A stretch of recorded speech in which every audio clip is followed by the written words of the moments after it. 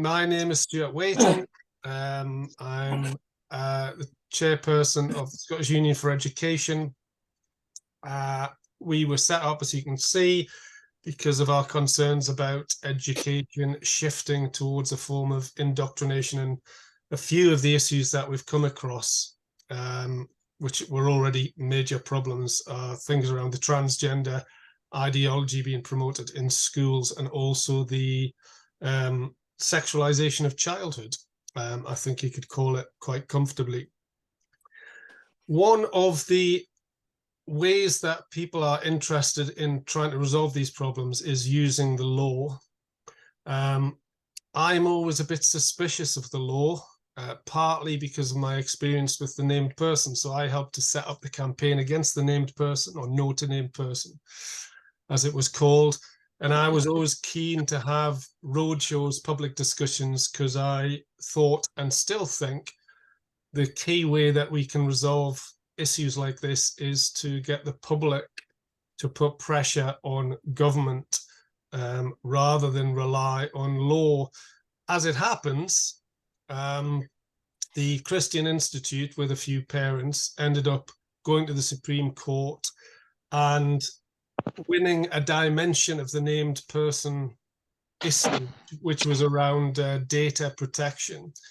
However, the Supreme Court also, in their wisdom or lack of, said there was nothing wrong in principle with a named person, which everyone involved in the No to Named Person campaign disagreed with. But there it is, established by the Supreme Court and judges, that apparently having a named person looking after every child is a form of, is absolutely fine and dandy. So I'm often slightly concerned about the use of law, but I do think there is a role where we can hopefully kind of unite public pressure and a good use of law. And in that respect, I've got two very useful people here to help us with this discussion. Could I, Berserk, turn your mic off, or I'm going to have to mute everybody, and then I think I'll just do it.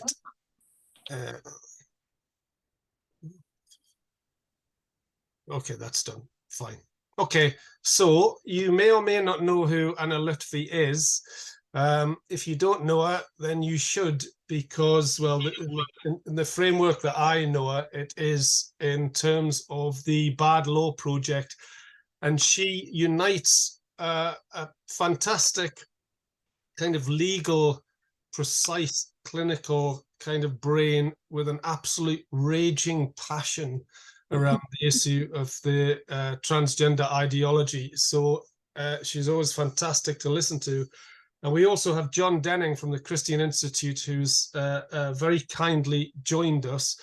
John has a certain level of expertise in terms of Scottish law. So what I'm hoping to do is just let Anna speak for a few minutes, 5 minutes approximately, just to let us know some of her thoughts.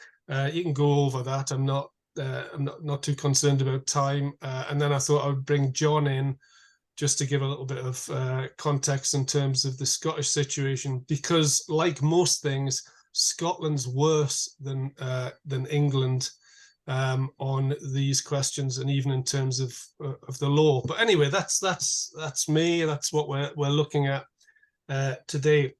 So I'll just pass it over to Anna, and you can just tell us a few of your thoughts.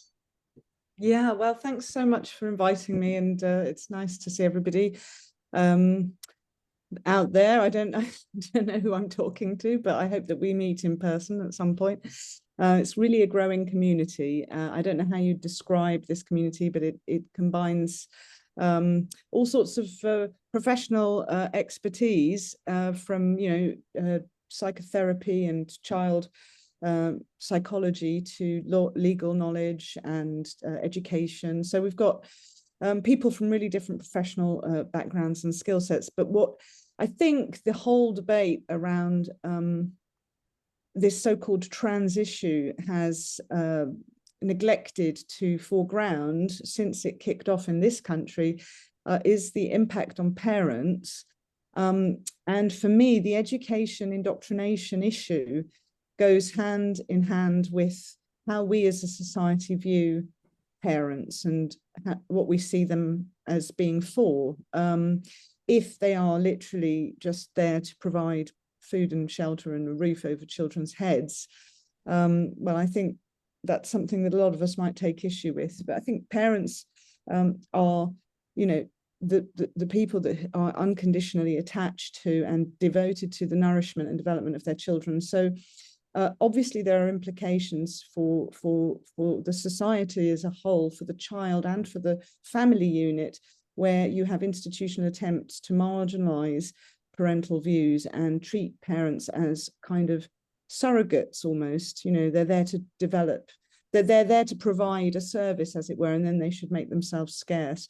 So what we've seen over the last, I would say, few months, actually, it's starting to really be palpable as a grassroots movement, is that in the UK, parents are starting to find confidence to actually associate a network rather than just acting as individuals, writing to schools and trying to find out what's going on.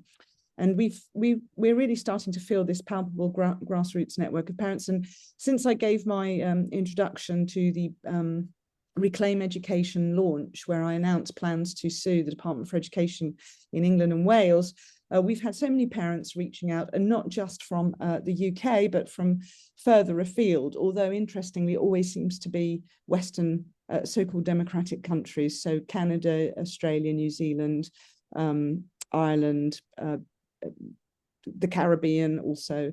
There's been really interesting feedback from people saying we need to do this here. So what I thought was great about Stuart asking me to come and speak to you tonight is just, it feels to me like we're really building now this great grassroots network of people who are not just parents, teachers, educators, people who are concerned about the role that schools are playing in aggravating cultural and social tensions in our society. And you know, indoctrination for me means teaching children that there are no slow techniques for addressing conflict, because once you indoctrinate a child in a one-sided view of things, you teach that child that there is only one way to be in the world, and it doesn't lend itself to the child developing skills such as debate and negotiation and diplomacy and so on. But of course, with the gender ideology issue, it goes almost beyond political indoctrination. It's almost criminal assault on a vulnerable minor who is not really in a position to give consent to radical medical notions that are targeting them directly. And where a child, a minor, is approached by a medical practitioner with radical ideas about treatment, there is no civilized society on earth where the parents would not be a first port of call to discuss that, unless, of course, the parent is dead or in prison or some such extreme situation. So we find now that parents increasingly feel, on the one hand, that they are being treated by institutions, by the schools, by the Department for Education, by local authorities. They're being treated as if they were as if it would be better if they weren't there. In a way, it's like the state has developed a philosophy that all parents are basically criminal delinquents. So all children are sort of by default in state care. You know, the parent is assumed to be someone rather like women in the 19th century who should just be quiet and look pretty, as it were, and not raise their pretty heads above the parapet. So that is creating huge anger with parents who feel marginalized, invisibilized, ignored. And also when they do make requests to see, for example, some of the materials that their children are being taught, they're told that they can't see those materials because of copyright laws and commercial patency protections. So that's just another way in which parents are starting to feel really isolated and excluded from their own children's development. But with gender ideology, as I say, it's even worse. It's not just a general sort of exclusion of the parent whilst the school gets on with the business of teaching the child about life. It's once you've got rid of the parent, you've gotten rid of a major protective structure around the child.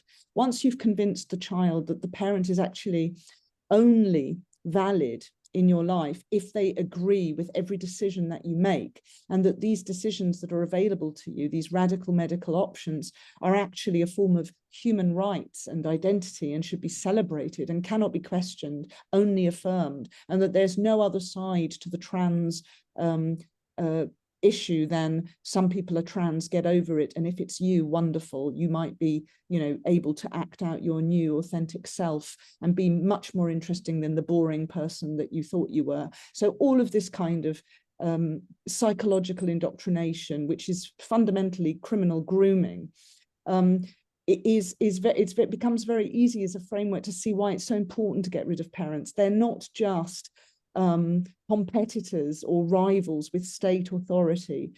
They are a protective structure around children because they care about their own children. They love their own children. They would, by and large, most parents would never do anything that they thought was not in their child's absolute best interests. And most civilized societies have always recognized that historically. But of course, now we are where we are and there is a battle. So our case, just to conclude, to take the Department for Education to the High Court, would be primarily a case in negligence. We are making the argument that as a public body, the Department for Education is established firmly in a duty of care relationship, both with families and with children in, you know, under loco parentis in schools. And not only has the Department for Education been notified by numerous organizations, individuals, campaigners, and experts that there are huge dangers around promoting the idea of gender ideology.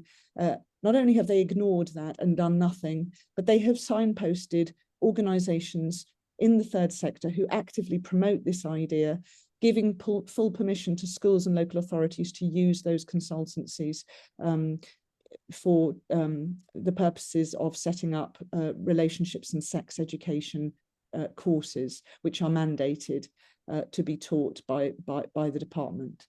And we say that this is a negligence. This is a negligence, and it's also an active statutory breach of the Education Act 1996, which prohibits political indoctrination of children. So there is a negligence, a failure to act where foreseeable harm is inevitable by not taking action to stop the spread and promotion of gender ideology in schools with inevitable consequences. And there's also a positive statutory breach of the Education Act in that these third sector groups, Stonewall obviously is the most well-known one, but there are others. They are promoting actively the idea that you can change your sex and that it's okay to do so. And this has, in my experience with the families that I've talked to and worked with, this has caused foreseeable harm, is causing foreseeable harm, and will continue to cause foreseeable harm. It is a form of psychological and criminal physical assault on the mind and body of a child. And whilst we all know the horrors of, for example, chest binding, puberty blockers, cross-sex hormones, and in worst case scenario, surgical interventions to change a child's sex, what we don't often talk about is the psychological breakdown of relationships within a family when a child suddenly turns around and changes their identity with plans to possibly follow that down a medical route, and the parents express reservations about it, in which case the child has learned carefully and in a very programmatic way from the school how to deal with such parents, and they in many cases reject their parents, move out, or end up in hugely painful breakdowns of relationships. Sometimes it is hard for the siblings of such children who don't understand where their brothers or their sisters have disappeared. And so that is the wreckage behind the scenes that we don't often talk about, which is the psychological harms of changing your identity. So we're taking this to the Department for Education. We're not doing it via judicial review. That was tried in Wales unsuccessfully. I'm happy to talk about that. But I think we don't, just to talk about the role of law, we don't fight legal cases to win always. And it is very hard to hold public authorities to account for negligence. It's incredibly difficult.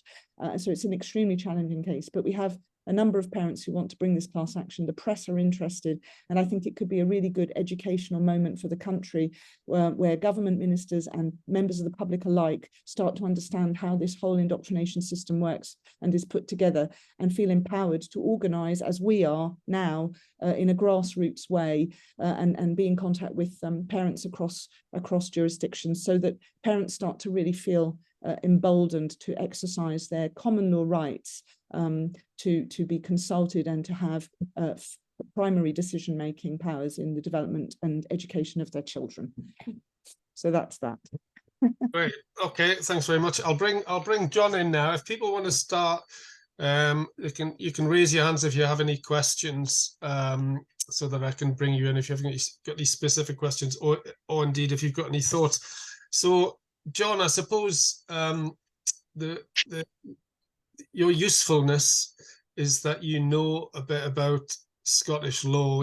We've talked before, and I was just thinking again, you could maybe say a few things about the framework in Scotland and some of the areas that you might be useful, I suppose, thinking about in terms of law.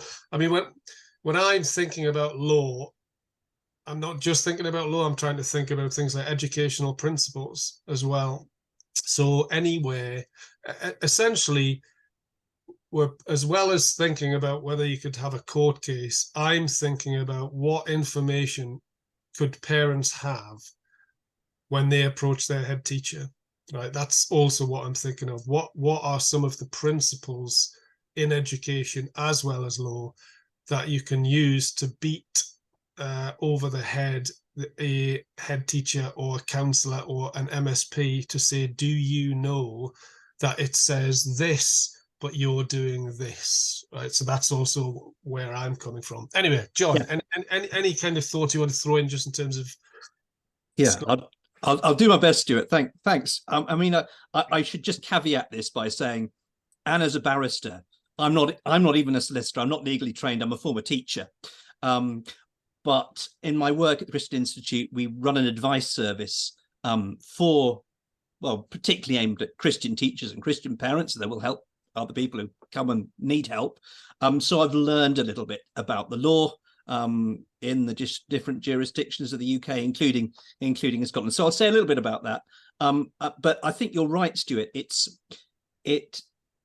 important to make the legal points and the educational points and make them together, because I mean, for example, I came across one mother, this was in England, who'd put in a complaint to the school, had followed it through. In England, state schools have governing bodies, so she'd gone to the governing body. But the stage that she got to the governing body, what she did was make a complaint purely a legal argument. The governors who then heard that complaint, they weren't legally trained, so they just said, well, we're not competent to consider this complaint. Sorry, if you want to pursue a legal case, you'll have to get solicitors and the courts will settle it. Now, I mean, you could argue back against that, but it's just worth recognizing that your first port of call is going to be talking to a teacher, talking to a head teacher. They're not legally trained. And you don't necessarily want to go in with the law first, but it's worth making the educational arguments and making the legal arguments, because making the legal arguments can help, say as a teacher who actually really wants to agree with you, but is nervous about it. And if you can make a legal argument to back up what you're saying, you give them more confidence, and you can give them, if they're having to justify their decision to someone more senior than them, you can be giving them language and words that they can use to back their own position up. So that it could be helpful in that way, and it can be helpful in just giving less confidence to those teachers and head teachers, particularly, who might want to resist what you're saying. So I'll just say a few things about the law that might be helpful, and it's just encouraging, I think, to realize there are things in the law that are on your side. So just picking up really on what Anna said, I'm just, if you look in the chat, I'm going to put some links in the chat that you can click on if you want to. So that first link there is to section 28 of the 1980 Education Scotland Act, which says, I'll read it out, it's not very long, pupils to be educated in accordance with the wishes of their parents. That's the heading. And underneath it says, and the exercise and performance of their powers and duties under this Act, and the 1988 Education Act covers most of the provision of education in Scotland. So in the exercise of all their powers and duties under this Act, the Secretary of State and education authorities shall have regard to the general principle that so far as it's compatible with the provision of suitable instruction and training and the avoidance of unreasonable public expenditure, pupils are to be educated in accordance with the wishes of their parents. So you can see there's some slight qualifications there. A school, obviously, you can't, be a teacher with 30 kids in your class and the parents of all those kids want something different. You're not obliged to do all those different things to satisfy every single parent, because that wouldn't be avoiding unreasonable public expenditure. That wouldn't be that wouldn't be compatible with the provision of suitable instruction. But if the parents has a concern, at the very least, the school should be taking those concerns seriously, having regard to those concerns. And perhaps a bit more than that. It's quite strong, this wording, in accordance with the wishes of their parents, with those caveats. So far as I've been able to find out in case law in Scotland, that's only ever been used to challenge school placement decisions. So the parent says, I want my child, when they go to secondary school, to go to this school, local authority sends them to a different school. Often it's a case to do with special needs, and the parents use this Section 28 to challenge that. But the wording of Section 28, as you heard and see if you click on the link, is broader than that. I don't see any reason why it wouldn't apply to the content of the curriculum, to the content of teaching. So that's something that's worth being aware of, and worth making schools aware of. You have, particularly in Scotland and Wales, this great emphasis on the United Nations Convention on the Rights of the Child, which is used to say, well, it's all about child's rights. And that's really used in a way to really say, to give a pretext for the state making decisions instead of the parents. It's a pretext for sidelining parents' rights. But the Scottish government's not been successful in incorporating the UNCRC into Scottish law.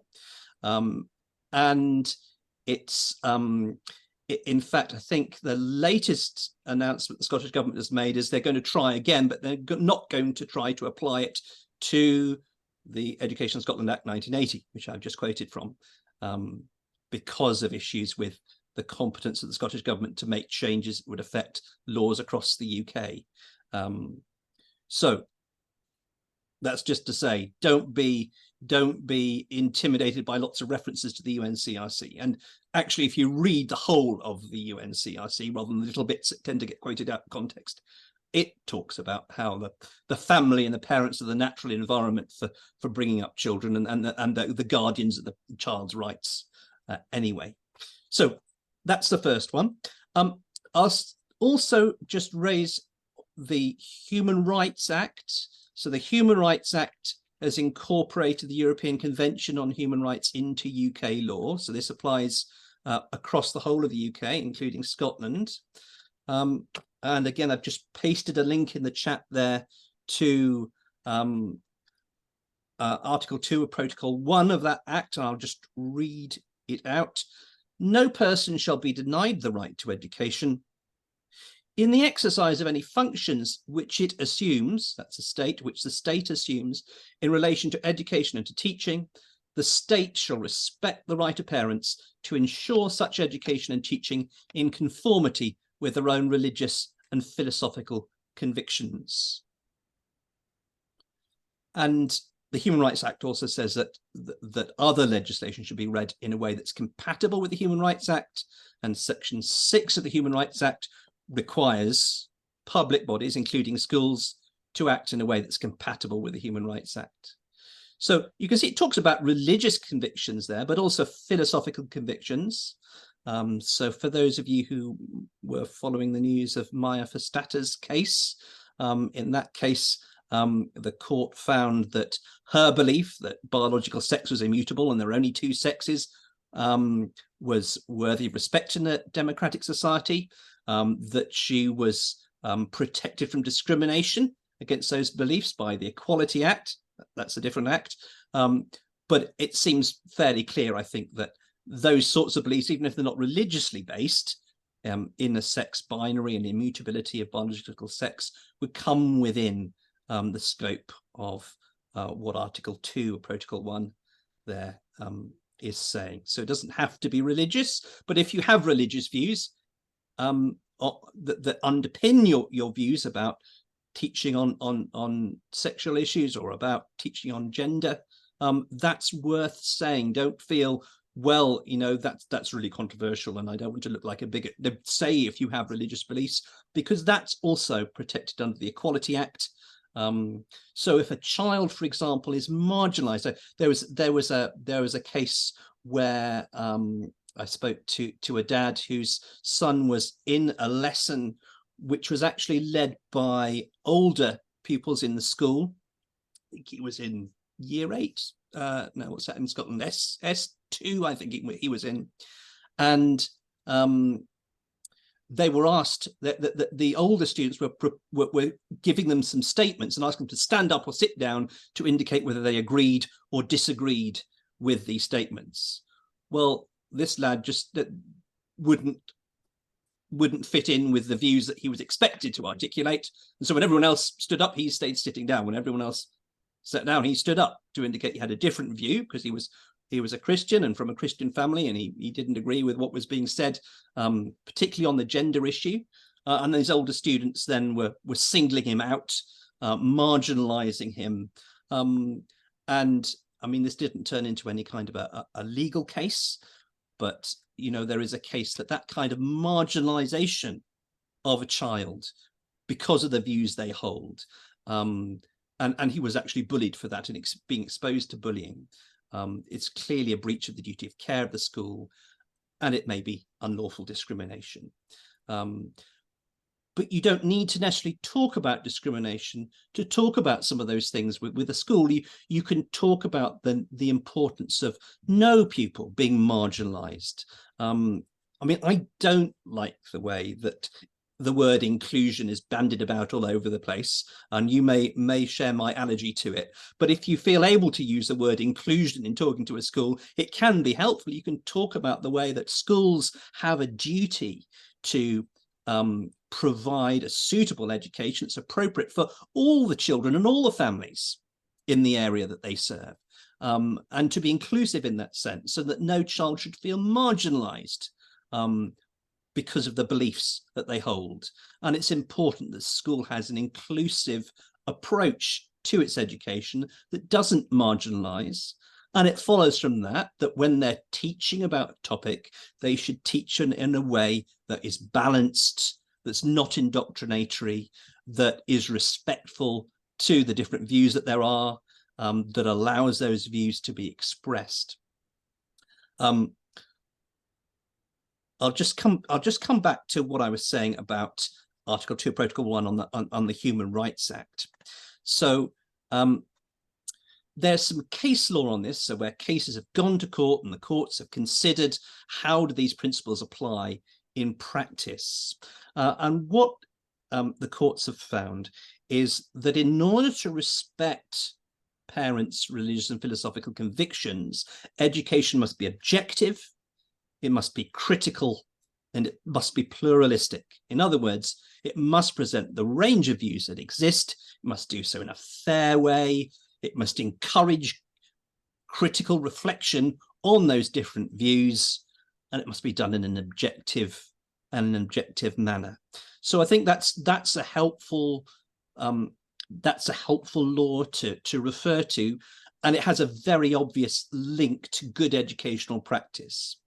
I think that works best, of course, with older pupils, with young children that aren't able to engage critically with a range of views. I think that gives a strong argument that really schools shouldn't be addressing highly controversial issues on which there are a range of views amongst parents, with children who are too young to approach the different views in a critical manner. So So that's Article 2 of Protocol 1 of the European Convention on Human Rights, which is in the UK law because of the UK Human Rights Act. What else can I say that would be helpful? I've got some notes. I'm just sort of scanning through and seeing what's been said and what hasn't been said. Yes, so when it comes specifically to teaching on RSHP, relationships, sexual health, and parenthood education, the statutory guidance from the Scottish Government is actually quite helpful. Now, it doesn't say what it would say if we here wrote it. You know, there's things you won't like in there, but that nevertheless, there are some useful things in there. So paragraph 24 says that schools shouldn't use a single resource for all of their RSHP. Now, this was written before the Scottish Government was involved in sponsoring the RSHP.Scot resource. So, but it still says that, nevertheless, in paragraph 24, they shouldn't use one single resource. And that again safeguards a pluralism of views. And if you find a school that's just towing a particular line of resources that maybe come from LGBT Youth Scotland or an organisation like that, that becomes a useful thing to quote to a school. Paragraph 28 says that no school or individual teacher is under a duty to support, promote, or endorse one type of relationship over another, not even to endorse one type of relationship over another, and that teaching should be based on facts. So that's useful for teachers, but it's also useful for parents. Paragraph 47 says that RSHP education should present facts in an objective, balanced, and sensitive manner. And that sensitivity should include sensitivity to different viewpoints. And then that paragraph 47 finishes with this sentence: educators must be aware that children and young people come from a wide range of backgrounds and respect this in their teaching practice. And paragraph 50 says all educators should demonstrate their competence in delivering RSHP education and should demonstrate respect for all groups and faiths in society. And again, I would argue that's not just religious faith, but other philosophical beliefs that would lead to a particular viewpoint on these issues. And then paragraph 55 and 56 talk about it being good practice to consult parents and talk about parents' right to withdraw their child from the teaching. So those are all helpful things to look at. Now, it's worth me pointing out to everybody here, if you're not already aware, that was all really helpful, but now the Scottish Government is replacing it with new guidance. Having said that, there's some useful things in the new draft guidance, but it is draft guidance because it's currently the subject of a public consultation to which anybody can respond. So it is well worth having a look and making your voice heard. I think one of the problems that there has been in education is that one voice that's quite a small minority voice really has become dominant, and other people have been afraid to challenge it at all levels. So teachers afraid to challenge it, parents afraid to challenge it, or just not aware of what's going on. And it's true amongst civil servants, it's true within government. And so it's just really important, I think, to keep challenging these things at the school level, at the grassroots level, at lots and lots of schools, and also in terms of responding to the public consultation, and just make arguments that respect about the importance of respecting the role of parents, about the importance of a balanced, impartial education, not indoctrination, and also safeguarding issues. I haven't said very much about that. I mean, I think when it comes to the teaching of gender, as Anna was saying, it's not just about balanced education, because some of these ideas are really harmful.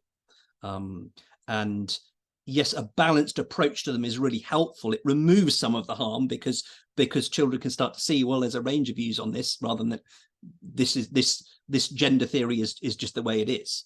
But I think particularly with younger children, even young teenagers, I think some of these things should not be taught because of the harm that it causes. I think that argument is starting to have some cut through in England. I'm not sure how much that argument's having cut through in Scotland yet, but it needs to keep being made. It needs to keep being said. It needs to become accepted that that is a view that lots of people hold, and it's an acceptable view to say. And that happens when people articulate it and people keep saying it.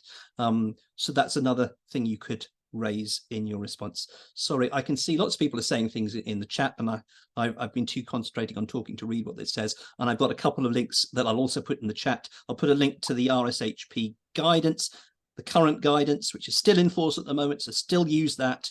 And I'll put a link to the consultation as well. And then I probably talked for long enough. Great, really useful. I mean, I'll throw one thing at you and Anna, not expecting you to answer at this stage. Then I'm going to bring Kate Deeming in, who runs our parents and supporters group. So my the thing I would throw at you is that this point about balance. It's always been, it was kind of my starting point when looking at the kind of transgender issue, which is whatever you think about the transgender issue, you could be an absolute zealot in terms of transgender ideology, but you would surely have to accept that it is a controversial issue and it is a contested issue. And therefore, for schools to teach it as fact is simply wrong, right? Now, you've said all this stuff to me, human rights, and was it Article 2.1, fair, critical, objective, pluralism, all these guidance paragraphs, which are actually very useful. I'm going to make a note of them, because we have every email of every school in Scotland, and we do email them stuff.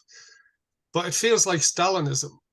You know, it feels like, you know, there's this stuff on paper, and then the real world, it's a farce. I mean, it's just a joke. So what do we do? So I'll just throw that out there. I don't want you an answer yet. I'll bring Kate in. You can then come back with any of your own thoughts, either of you, and then I'll just open up a conversation if anyone else has got any questions. Kate. Hi, everybody. If you don't know me, I'm the Parent and Supporters Coordinator for SUE. I speak to a lot of parents who are dealing with quite significant issues in their schools and with their children. I speak with parents from everywhere, from nursery level up through secondary school level. And as I said in our first Zoom meeting, this thing is a many-headed hydra. And as has been brought out in the chat there, it's not just, as I'm sure everyone's aware, it's not just about RSHP. It's not just about gender ideology. We're talking about something that is integrated into the whole educational system. Something, Anna, that you brought up in one of your YouTubes that I watched was talking about some laws that I think the laws in England seem to be much more straightforward. And obviously, John, I've spoken to you about this at length in terms of the idea of teachers being non-partisan. We have a problem in Scotland with the pipeline of teachers coming out of training institutions who are radicalized, and the sensible older teachers are retiring, and this is proving to be a problem. I think the safeguarding issue is something quite significant, and as John and Anna have pointed out, I think there's more awakening on this, more widespread awakening on this, it seems, in England. I think in Scotland we're just starting to come to terms with this as a story to demonstrate what I'm hearing about, which is not an uncommon one. I received a message at the end of last week that a nursery in Glasgow has employed a trans-identified teacher in its nursery room. The parent who contacted me said that her daughter came home very upset because there was a man-woman in the nursery classroom. And this woman happens to be Muslim as well. They've placed this individual into the nursery. The mother went to speak to the nursery head teacher, and the nursery head teacher's response was, this person is female, they came to us as female, and they're female. Of course, we don't promote gender ideology, but this person is female. What we spoke about in terms of, I spoke with this mother, and one of the issues, and I think that one of the major problems within the context of what we're dealing with here is the legal fiction of gender ideology and the impact that this is having. And it's all well and good. We can have some sort of intelligent conversation, perhaps, with our secondary or even our primary kids. But even if in the context of that nursery, that they don't tell that child directly to use correct pronouns, all those teachers around are going to be validating that individual's male-female identity. And that child cannot be expected, when they're just figuring out language, to be able to stand up to that or to understand that. It's far too complex for that little person. And so we're looking at something from a very, and when this parent went to speak to the head teacher, she was talked to like she was the pariah, like she was the one who had it wrong. When we are prioritizing the rights and the feelings of that adult over the safeguarding and the development of that child. Again, so I think, like, in terms of, I have so many stories like that. Again, last year in a nursery in Glasgow, a parent decided to trans their 4-year-old child, did not notify any of the other parents. Again, what impact that had on the other children in the nursery, who one day to the next saw the male child go to being female, is absolutely outrageous. Something else, I know, Anna, you've spoken about in terms of the child, what is it, the sexual assault, the sexual exploitation law, in England, you have that one. Ours don't seem to be as clear in terms of, in Scotland, in terms of non-contact sexual abuse, that one, for teaching explicit content in schools. So that is something that comes up quite a lot in conversations with parents. So I think, you know, in Scotland, it's such a complex animal in terms of, also, it's not just about the RSHP. We've got the TIE program, which is totally illegal, as we did the expose in our newsletter, and yet it's totally integrated into every school. The LGBT, they're going after all these awards in schools. So how is it that they can say they're not being partisan when they're bringing in these massive lobby organizations into schools? It's a really tricky it's a really tricky thing. One thing that's come up that I didn't know if anybody had any ideas on, one of the teachers that is in contact with me talked that on the General Teaching Council, there are some stipulations that if you're registered on the General Teaching Council, you have to be nonpartisan. So I didn't know if that was something in Scotland that we could point to in Scotland, as our laws on that are not as clear as the English ones. So I think, I think that's kind of my overview. It's the integration of things from a grassroots level from the other side that is doing huge damage. It's the pipeline of teachers who are activists. We had another example in the chat there of a teacher who brought in the progress flag into her P1 classroom. I hear about stuff like that all the time. Parents are not being notified. Teachers don't feel beholden to notify parents. So yeah, and the sexual offenses and the safeguarding thing, I think it's a big issue, all of this.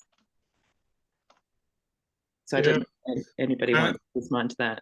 Yeah, well, I'll bring, just in case Anna's got anything, obviously Anna works in England rather than Scotland, but just if you've got any thoughts, and John, if you've got any thoughts about Stalinism.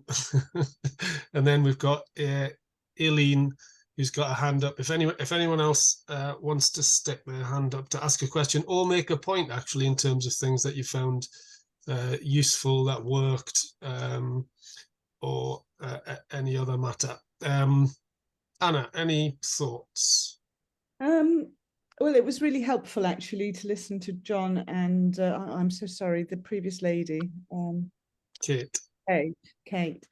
Yeah, I found that very helpful. I think, Kate, you raise a really important point about the next stage of the problem, which is, you know, we're at the moment we're dealing with content of materials which we think are presented as facts. They're often presented almost as human rights issues that are settled under equality law. The idea that trans people are valid and that they are protected from discrimination, and that discrimination is to not accept trans people on their own terms in every area of life. So we have to deal with that, which is going on in relationships and sex education. But what Kate is talking about is the fact of people coming into schools as teachers, sometimes with very, very young children involved, and being in a position of authority over them, using this identity for whatever reasons. But unfortunately, you know, the effects on children are going to be really, really serious. And this is a sort of next level challenge, because obviously what we're doing in the UK, in England, is trying to look at the materials. We're trying to get access to the materials. We're trying to understand what is being taught. We say this isn't a human rights issue. It has been presented as a human rights issue, as part of a political agenda. And you can do all that when you're looking at you know, teaching materials and videos and exercises and diagrams. You can point to them and you can say, look, this is indoctrination. This is, as we say, promotion of one side of a debate in a non-impartial way, in a partisan way. Where the Dimmock case, which we used to support our reading of the Education Act 1996, talks about a dispassionate position where there is clear controversy. Schools have an obligation to at least talk about the controversy rather than pretending there's only one side. But I think what Kate's talking about is the increasing number of people that will access schools as members of the opposite sex, and especially with respect to young children, that raises a whole area of law that I don't know where one would start. I should just qualify the sexual materials. I mean, our case against Department for Education is focusing primarily on gender, the promotion of the idea that you can change sex or that you're born in the wrong body. We want to get that recognized in law as an ideology and have it named gender ideology. We are looking specifically at materials which distort current equality law. And what we want to do is we want to alert the public to the importance of the intentions of Parliament when looking at what is presented by these activists as the law. Because very often they will talk about children, trans children, LGBT youth, LGBT plus young people, LGBT kids, trans kids, etc., etc. There's a constant cultural drumming, which is also, by the way, an indoctrination of parents. It's an indoctrination of the general public. This idea that there are trans kids, because that leads us to then read the law that way, as if the law makes provision for trans kids. And it's really important. I don't know how it is in Scotland, but it's really important that we understand that the law makes no provision for trans kids. And I've made this argument, and I've had a lot of pushback, even from people who understand our side of the argument, because certain judges have made provisions for children to undertake certain kinds of medical treatment, and they are established to have, you know, Gillick competence, and judges might rule that, you know, the child can act according to their transgender identity, and then they are described in the law as if they have so-called gender reassignment. But I would say you have to understand that gender reassignment was drafted in respect of the Gender Recognition Act 2004, before the Equality Act. And gender reassignment was clearly intended by Parliament to apply to people of 18 plus in terms of getting so-called gender recognition at law. And so we've seen a whittling away of the reading of the law to include the idea that children are transsexuals. And these organizations push this and push this so that you could be forgiven for not thinking that is what the law says. So we're trying to tackle that kind of misrepresentation of the idea of gender ideology in respect of our case. What we don't do is look at the sexualization of children. That is a separate case. And I believe that, as Kate was saying, that requires a criminal prosecution, possibly a private prosecution by a family against a school for sexual grooming of their children, using non-contact child sex abuse as the framework for understanding some of the materials that are being distributed. The problem may be that you need to evidence sexual arousal when the materials are being shared in the classroom. That is a tricky one. I'm not a criminal lawyer, as I say, but I think that is a case that's waiting to happen. So these are two different approaches to the indoctrination issue, one focusing on gender and the other focusing on sexualization of children, sexual grooming, using the criminal framework. Right, very useful. John, any thoughts? And then I'll bring in, there's 5 questions I'll get, or points. Yeah, thanks to it. I'll just say a few brief things. Yes, I think. I mean, just looking at some of the things in the chat, I mean, it's definitely true that in Scotland, with the TIE campaign now embedded in initial teacher training, that you have a problem, that you have teachers, newly qualified teachers, emerging from the training process where they've essentially been taught their job is to be activists, that education as activism rather than education as actual real teaching about subjects and content and all the rest of it. So there is a real problem, and there's not an easy, there isn't a single easy solution to it. But as I said before, I think the solution is to keep saying things. I noticed parents councils are mentioned in the chat. And someone commenting, well, they tend to be populated by the be kind types. I know what you're referring to there. But the solution to that is to get involved in the Parents' Council. I do know of a Parents' Council in Scotland which objected to the TIE campaign coming into the school and being involved with the school. And they were successful. The head teacher was, I think, under pressure from the local authority, because in Scotland, local authority directly employs all the teachers. There's no governing body. So he was under pressure from the local authority to introduce it. So he argued back, and the Parents' Council, so it's pushed to a vote in Parents' Council, and the vote was, apart from the head teacher, unanimous, keep them out. And the head teacher, it kept coming back to it.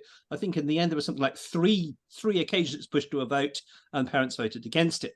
Now, a Parents' Council, unlike a governing body in England, can't tell the head teacher what to do. The head teacher has a duty to provide information and to listen. So in the end, the head teacher did have the TIE campaign in, but representatives of the Parents' Council were invited to sit in on the sessions that were led by the TIE campaign. And I would imagine that had a restraining influence. So it wasn't the perfect solution, but they were able to do some good. Now, the more this happens, and the more schools it happens in, the more the local authority is going to back off as well from putting that pressure on head teachers. It's also worth saying that local councils are really significant in Scotland, because the Curriculum for Excellence doesn't have a statutory basis. It's actually the decision of the local authority in Scotland what its schools teach, and they all choose to teach the Curriculum for Excellence. And actually, it's not the Curriculum for Excellence that's the. I mean, I have my own kind of opinions on the Curriculum for Excellence, but it's not the Curriculum for Excellence itself that's the issue. It's the way it's interpreted. That's the real issue. But local councillors have the power to to, even if they wanted to, decide, right, well, schools in our council area, they're not going to follow the curriculum for excellence. Now, I'm not saying that's what they should do, but that's the level of power they have. So engaging local councillors, giving them the arguments and the language that they can use, that they feel confident to speak out in council meetings and actually hold the council officials to account, that's useful.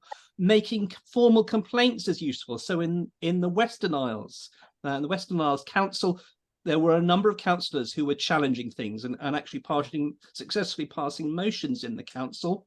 The council officials were sort of arguing back and saying, well, we haven't had a single complaint about the teaching of RSHP in our schools. And the councillors were saying, well, how can that be? There's been so much concern expressed by so many parents. But I assume that it was actually true that none of these parents had actually made a formal complaint. And it may not be what you want to do, to complain formally about your child's school, but that's a way of registering your concern. And even if that complaint doesn't resolve anything, at least it means that the evidence is starting to amass that there is an issue if the council holds lots and lots of complaints from parents, and that itself will have an effect. So I'm just trying to encourage you to speak out and to do things and to do what you can, even if you can't be completely successful. The more people say, the more things, the more it has that impact. Yeah, great. That's useful. I mean, it'd be also useful for, which is, I'm not sure if you'll be able to answer this. Obviously, do my work for me. But if either you or Anne are able to say what we should do as an organisation, because obviously we have a little bit of time, a little bit of resources. We can contact people on behalf of people or ourselves, so that would be useful to know. Okay, Aileen McCloy, you've got your hand up. Aileen, do you want to say something? Hi. Yeah. Hello, can you hear me? Yes. Hello? Yes, we can hear you. Yes, hello. Hi. Right, we've met. Right, first of all, the organisation TIE. Can you hear me? Yes. Can you hear me? Yes, we can hear you. Right. It's like dealing with a 10-headed hydra. Right. Well, it's like dealing with a 10-headed hydra. Plus, they just lie. Right. When asked about the materials and why parents couldn't view them, they were told that they were commercially sensitive. And that was the reason why the parents couldn't view them. Now, given that Scottish Parliament gave £1.2 million to TIE, they've got 19 members of staff. 3 of the most senior members of staff collect a salary of £90,000 each, and the other 16 of them get part-time salaries and can go into schools. I would reckon that we've actually paid for them, since it's our money that they got. So this spurious argument about it being commercially sensitive is a piece of nonsense. Number 2, they lie to parents. And I don't know if anybody has actually seen any of the materials, TIE's materials. It's not just about sex and relationships and trans ideology. It is peppered throughout the whole of the curriculum. Right, it's in maths lessons, it's in history lessons. There was a page of mathematical questions for 8-year-olds, right? And for example, not one of the questions had a heterosexual couple in them, not one. Now, arguably, some people might say, what's wrong with that? I would argue that's a subliminal message. That was excluding heterosexual people in the population from that type of conversation. And it was just a mathematics question, right? And it's all the way through it. And they've actually said that I don't think they were too pleased with the influence that faith schools had in the Scottish Parliament when it came to sex and relationships education. And they weren't just prepared to rock the boat over the influence that faith schools had. They were prepared to sink it. Now, I find things like that actually quite disturbing. right?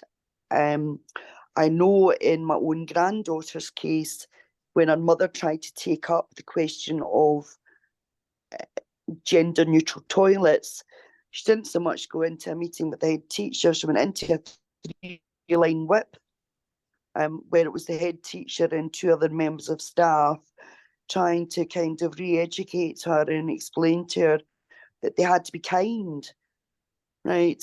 Not a thing to say, or they hadn't a thing to say about the 1968 Act, which says there must be separate toilet provision for girls over the age of 8, thing, and that each and every school that's got these gender toilets in them are actually acting in ultra vires.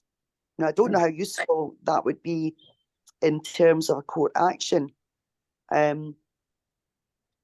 think the last point I want to make is that there used to be a special relationship between parents and teachers, in the school. It was a case of, in the mornings, you'd say, here's my child, right? You just teach them, what they need to know, and don't do anything with them that I wouldn't do with them. And that is no longer the case, because outside agencies are getting brought in. They're speaking to children without parents' knowledge or permission. And safeguarding, as far as I can see, has been thrown out the window. And all I'm hearing about is more and more children who are confused, who are upset, who don't want to go to school, who develop sore tummies in the morning because they know that maybe there's a particular person coming in to teach, or there's going to be a particular lesson. And all I'm going to see is this getting worse. The majority. I'll stop you there, Aileen, just because I've got to try and get everyone in before we probably could trying to leave at 8:30, but that's really useful. Anne, I don't know if you've got a camera, Anne. If you have, you could put it on. Otherwise, okay, we'll do. Yeah, if it'll come on, hold on. Yeah, yeah, great. On you go. Hi. Well, firstly, thanks, Stuart and Anna, Kate, and John. That was all very useful information. I'm actually a teacher, so I'm not a parent. I'm an educator in Fife, and I've just been trying to figure out where I stand in terms of opting out of the RSHP. So it's been quite useful to hear what John was saying about I think from the GTCS about it being non-partisan. Perhaps that's something that I can quote with my management. Yeah, I mean, basically just, I've not heard of teachers opting out, and it's where I'm at and it's what I want to do. And I'm just wondering if you had any sort of advice about how I might approach that, or how I might sort of information that I could put together in order, to sort of put that across. And if I would be protected, by law for doing so, if it's something against my personal philosophies in terms of what I believe, which is similar to what Maya Forstater believes. Great, very useful, thank you. Pamela. Yeah, thanks. Yeah, a really interesting chat tonight. I just want to say to Anna Lufti, the launch that you did of the Bad Law Project, that was emotional, heroic. It was absolutely incredible. And, people were in tears watching it. So thank you so much for that. My question is, Forstater and Joanna Cherry's case law has been mentioned tonight. Women know that they cannot, men as well, can't be sacked for having gender critical beliefs. We know the venues can't throw you out for holding a gender critical event. You are going for the Department of Education, which I know nothing about law, but it seems a reasonably nebulous foe. Is there any opportunity to go directly to scapegoat and target a particular headmaster, headmistress, so that they're hung out to dry as an example, so that people like Anne, so that teachers know that they can then say to people, look, I have to be balanced or I'll get prosecuted. Make an example of an individual. Is that possible? I think it is. Yeah. Okay. Wait. I'll bring Arfine and Carolyn, and then I'll bring you and John in. Arfine, if that's how you pronounce it. Sorry. Hi there. Can you guys hear me? Yeah. Oh, sorry. That's it. That's it. Okay. So I'm actually a parent in Glasgow. My kind of situation is that I'm actually working abroad in the Middle East while my wife is there in Glasgow. Now we touched on the RSHP and also the concern about the transgender teacher in the nursery. I kind of fall under both of those categories. I've got a 6-year-old who's in primary 3, who's kind of going to be taught these kind of RSHP topics, and I've also got a 3-year-old who's actually in that nursery where we have this transgender teacher. And I'm actually quite concerned because we spoke about how we're leaving our children under the guidance of these teachers. Well, we go to work and stuff like that, and we're relying upon them to teach them. And I kind of have that concern that, kind of falls under the belief category as well, where I don't really want my child to be kind of, taught or looked after by a transgender for religious purposes and personal values as well. And it's really just to kind of try and understand that what is there that I can actually do other than take him out of nursery, which I don't want to do. Is there any kind of grounds where we could ask for this transgender not to be kind of that guardian of our child for the time that we leave him at nursery?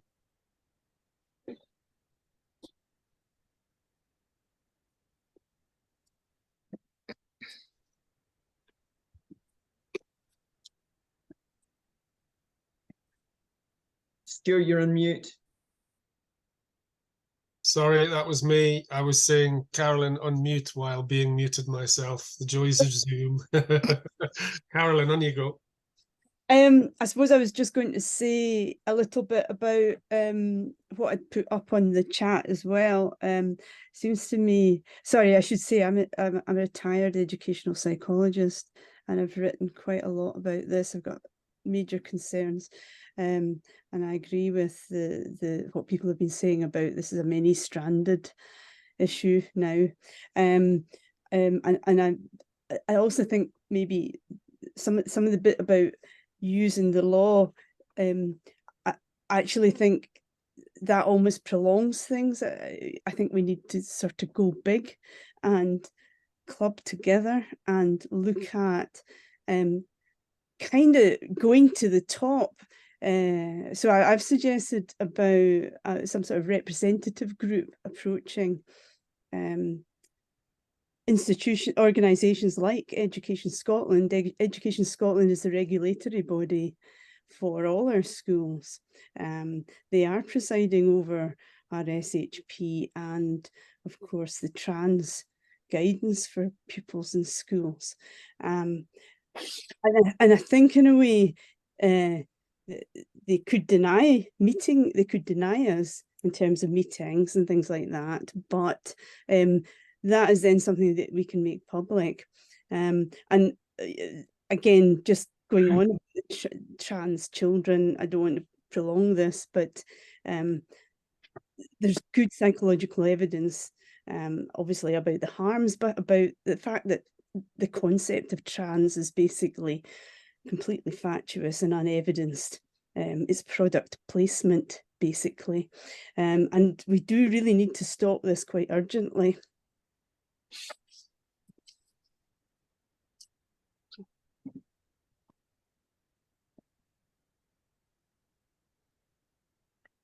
You're on mute again, Stuart. Sorry, total incompetence. Carolyn, do you want to say something about your petition? Yes, I put up a link to Scott Pag, which is scot.pag. It's also on Twitter, but Scott Pag has a website, and there's a petition on that asking for the schools guidance to be removed from schools, and in terms of health to have something along the lines of the CAS review, and also in terms of social work to look at reviewing the whole safeguarding issues. So that's a small group at the moment of professionals who have major concerns about this. And I think it is this thing of we're beginning to, a number of organisations, grassroots organisations like Sue, like Scott Pag and others, obviously, we are beginning to hook up a bit. And in a way, the power of parents and concerned professionals is probably the way to go. I think it's great in terms of taking a class action. That would be great if we could do that too. But I think we're beginning to. There's a beginning of a movement here, and we kind of need to exploit it. The worry about the legislation is, have you any idea, Anna, how long the class action is likely to take? No. Right. That isn't a disadvantage of law. It doesn't work in a social media age. It's not easy to keep people sort of following the momentum because, you know, litigation is very, very often mostly technical and not to do with substantive issues that people really care about. However, it offers an opportunity for the public to reflect on the strengths and the weaknesses of any particular case, because that allows the public to educate themselves on what the legal frameworks are and whether they're fit for purpose. I can't prove that the speech that I made launching the Bad Education, the Reclaim Education initiative and our case, I can't say that it had any material effect on government, but I think it was one of many speeches that have been made over the last few months, and many initiatives and many voices that together collectively have sent a really strong message to the current government that there's something that desperately needs addressing, and I think they know that. So, you know, Rishi Sunak saying that he was not prepared to sign up to transgender ideology at the Conservative Party conference, and that parents should be able to see resources and materials.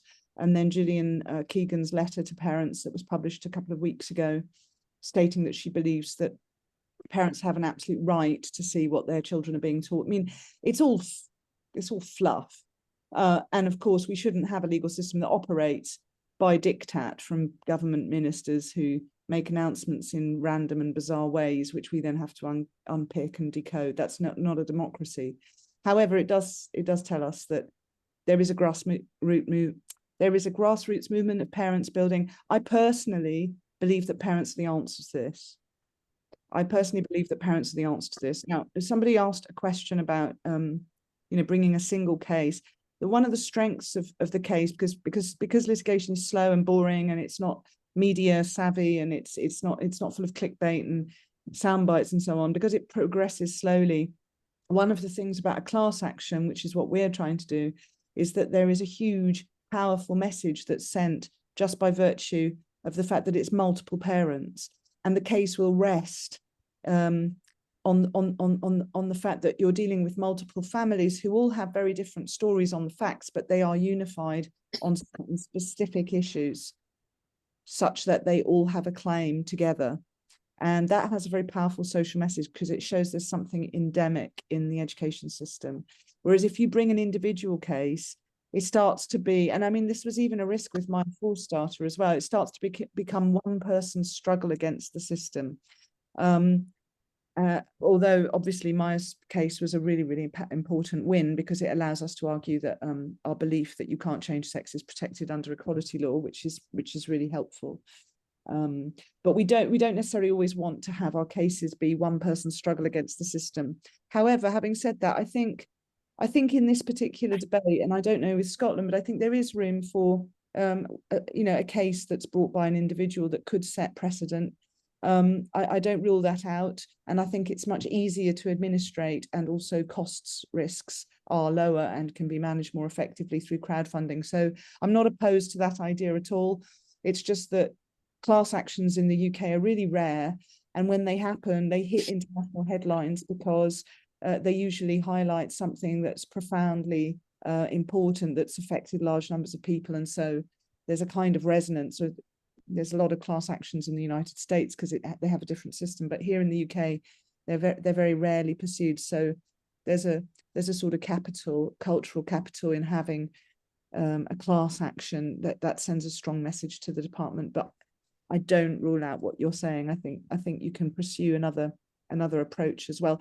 Just to conclude, because I have to go soon, but I'd really like to talk with you again about organising a conference that could be bringing parents together from different jurisdictions. I know there are people in Wales and Ireland who I'm in touch with, and I think it would be worth us organising a parents' conference where we talk solely about empowering parents and parental advocacy, because I think ultimately it is parents, not lawyers, who will win this, but lawyers can be really helpful in, as John's shown today with his brilliant tips and practical ideas for approaching schools. I think lawyers can help with giving strategies and language and emboldening parents and giving them confidence. But I think parents themselves have to be going into the schools and practicing as advocates for their children. And that will, I think, if enough parents do it, and it doesn't have to be a majority or 50% of parents, it could be a sizable minority, it will shift the balance of this. So I'm really optimistic that this one ideology in particular will be defeated, I think, but obviously, you know, I could be completely wrong. Yeah, that is so useful, because that is exactly what I think needs to happen. I think we need to have a mass campaign as much as we can, or even a mini mass campaign, as you might be, Yes. as you'd put it. And the idea of a conference where we can get people from all over the UK potentially would be great. I'm going to bring, if you have to go, and at any point, just go. Okay, I'm going to leave now. Lovely to meet you all. Thank Brilliant. you. Thanks a lot. Thank you. Okay, I'll bring in Yvonne and Sam, and then bring in John, and then if Kate's got anything else to say, we'll try and finish for past. Obviously, this is just a one conversation, and we can leap off from here and start to discuss. Well, and obviously, email us. I think you should all have our email information detailed. It's psg@scottissunionforeducation.co.uk. Yvonne.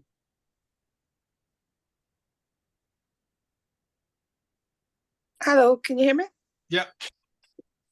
Hi there. It's just obviously in relation to like my son's school. I've had issues with safeguarding. I signed forms to say obviously there was no consent to obviously pictures, and my son was taken to a football tournament with a teacher. Now the local newspaper was there, and my son said, look, I'm not allowed in the pictures, my mum's not given consent, she signed the forms.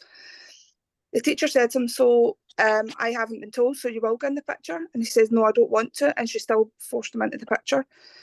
Now, I'm trying to obviously seek legal advice about it, because it happened again where he was put in a newsletter. And there was also issues with the same teacher regarding my son at the dinner hall. Basically, she said to him, if you don't say please and thank you, you're not having your lunch. So my little boy obviously like shut down at that point, and was very upset. And obviously like the teachers in the school couldn't understand why he was upset, because obviously he didn't want to say it to them. So when he came home from school, he obviously advised me what happened. And it's just obviously like, I managed to get some of the, like just we're talking about the education and stuff. I removed my son from what I thought was the inappropriate stuff to then be called 4 weeks later and told that some of it was through the curriculum. So when I went into the school, we went through, I've got the paperwork here. I says, well, I don't think that's appropriate. How can you teach that through the curriculum? I went, that should obviously be a standalone thing where parents can obviously come in, look at that and say, well, that's appropriate or not for their child. So I did actually manage to get some of it pulled from the curriculum at his school in primary 5. So, but yeah, like the transgender thing as well, like I don't agree with that, because they're like in this paperwork I've got here, like I'll read a part of it, 2 seconds, because there's a lot. So So it just basically says if the children haven't heard of transgender, introduce the word, which I think is totally on it. Without parental consent, they shouldn't be obviously discussing those type of things. Like, and like, because as you said, like a lot of people have said, like the people have got religious beliefs and like philosophical beliefs, however you say that word, sorry. So I do believe that, as everyone keeps saying, this is down to parents to obviously advocate, but a lot of parents aren't empowered about what their rights are when it comes to schools. And I think that's where we're going to get the big movement on it all. Do you know what I mean? But it was just to see if anybody's got like any like law points or anything regarding obviously consent and stuff, because with regards to obviously my child saying no, she's breached his consent as far as I'm concerned. Yeah. I did get the education department involved. They apologised to me in a letter. However, they're still not apologised to my son, which I've advocated for, to say, no, you need to apologise to my child. You can't just send me a letter. That's not good enough. You need to address this, and they're still obviously not done it either. So, right, okay, thank you, Sam. Hi everyone.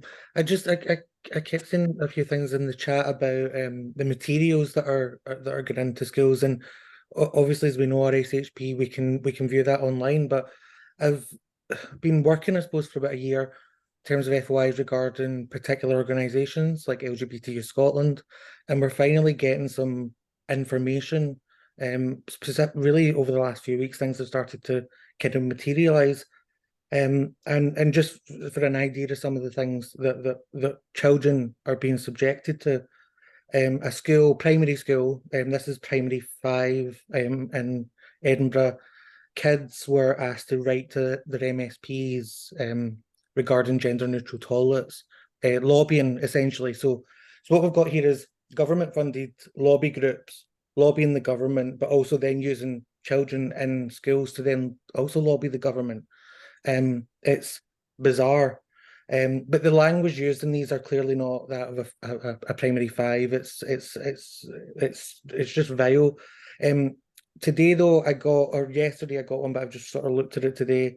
I saw a briefing from a school, and I think it's the first time that this has been exposed. Maybe that's the word for it. LGBTQ Scotland, as you know, do teacher training. And while I can't get access to that, I've tried with the Scottish Government, with the Information Commissioner just now. What I did get was a briefing that the school sent to the teachers that weren't present. And in sort of in that, we've got the trans umbrella is in it. There's an LGBTI glossary, and there's a huge push, which is the most sinister part of this, on making teachers aware of the rights of the child.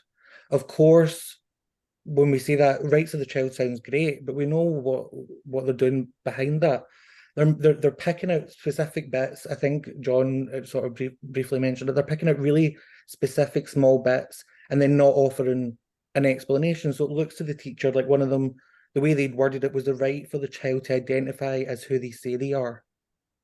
So teachers are reading that and thinking, teachers are not lawyers. They're reading these things, and yeah, but I could go on about this all night. But they're various things, like they've got some kids putting videos on YouTube, primary 5 LGBT champions. They've got kids on their knees signing progress flags. It's swearing allegiance to a puritanical ideology, and we need to make it stop. And I think what Carolyn said is extremely important. The legal side of things is important, but we can't just sit around waiting for years for things to materialize. We need to act now. We need to highlight and connect with each other and push all of our other sort of differences aside and focus on stopping this happening to kids as soon as possible. Thank you. Great, thanks a lot. John, do you want to? There's a lot there, far too much for you to deal with. I mean, I am conscious about Anne, the teacher from Fife, and wanting to opt out, which is kind of an immediate thing. And obviously, we don't get enough teachers, so I'm quite keen for that to be answered if it can be, to the extent that it can be. But anyway, if you haven't got an answer for that, but it's over to you. Thanks, Stuart. Yeah. Yes, it's worth saying something about teachers. So because teachers or in schools, well, schools have the duty, certainly, to teach in an objective, critical and pluralistic manner. I think it would be difficult for a school to start disciplinary action against a teacher who had done that. Now, I should say I'm not giving legal advice here. I'm not a solicitor, so I'm not even competent to give legal advice. But I can say that I've helped a lot of teachers who've got in touch with us with this sort of issue. None of them have lost their jobs. In quite a number of cases, they've raised concerns with the head teacher, and the school has either accommodated them, or actually, more often than not, the school has changed what it's done and changed its whole approach.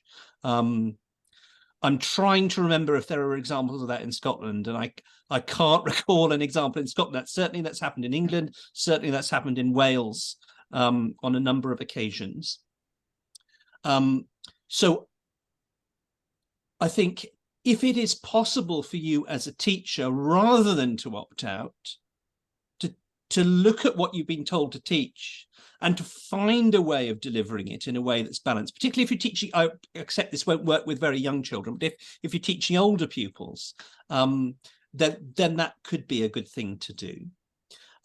But you could say, look, I just cannot teach this. I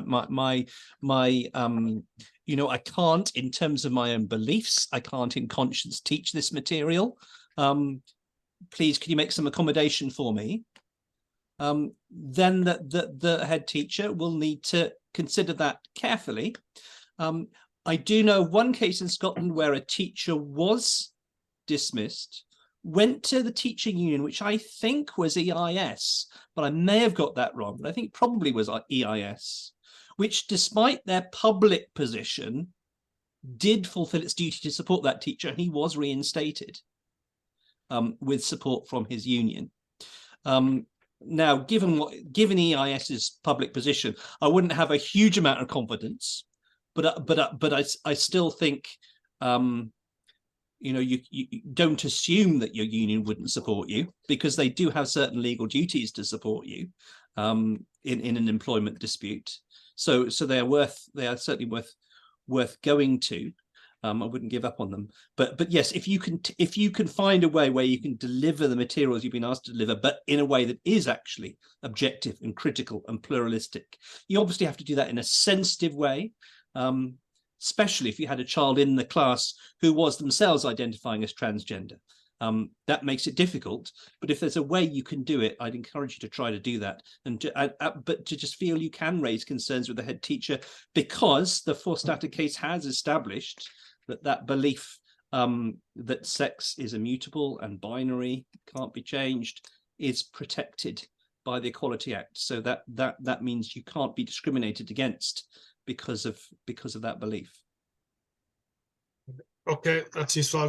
I'll bring Carolyn in briefly, and then I'll hand over to Kate to sum things up. I think that was a new hand, wasn't it, Carolyn? Yeah, you need to unmute. That's it. Yes, and it was really, again, in response to Anne.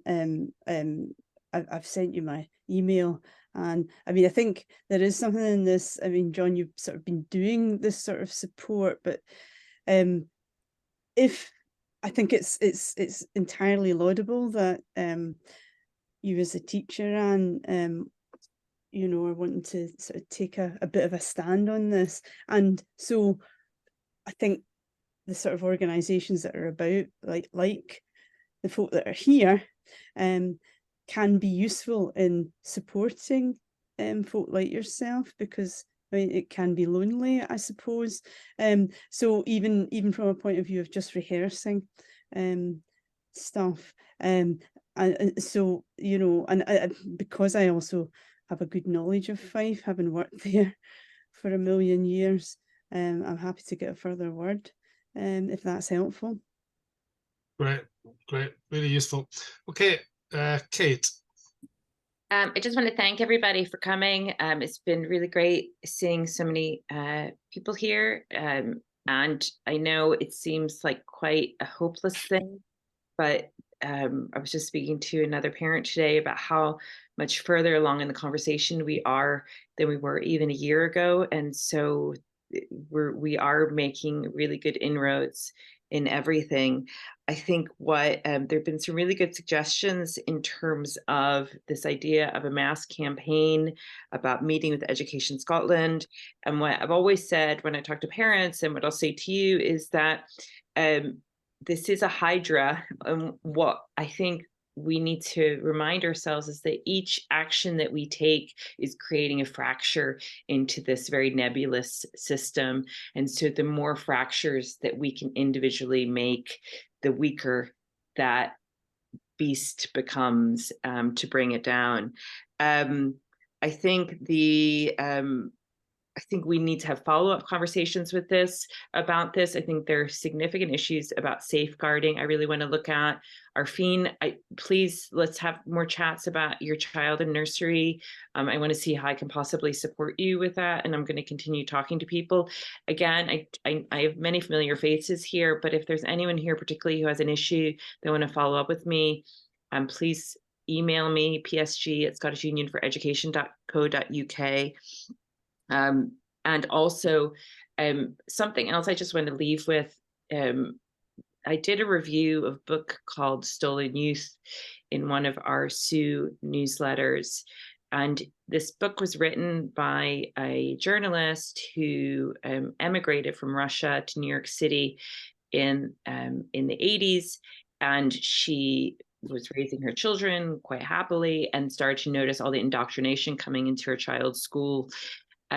This book is a really great book in terms of, she talks about how she as a mother has had to, coming from Russia and recognizing all the indoctrination. She was living in New York City, which is like ground zero, how her friend opted to homeschool. And that is an option for some people. We all can't do that, but that she's had to, it's an unfortunate thing, but it's a necessary thing. We're sending our children out into the woods. We need to teach them to look for the bears, right? And so in terms of, we need to start educating our children in a way that is child appropriate, but then in a way that will protect them in the face of things that are harmful.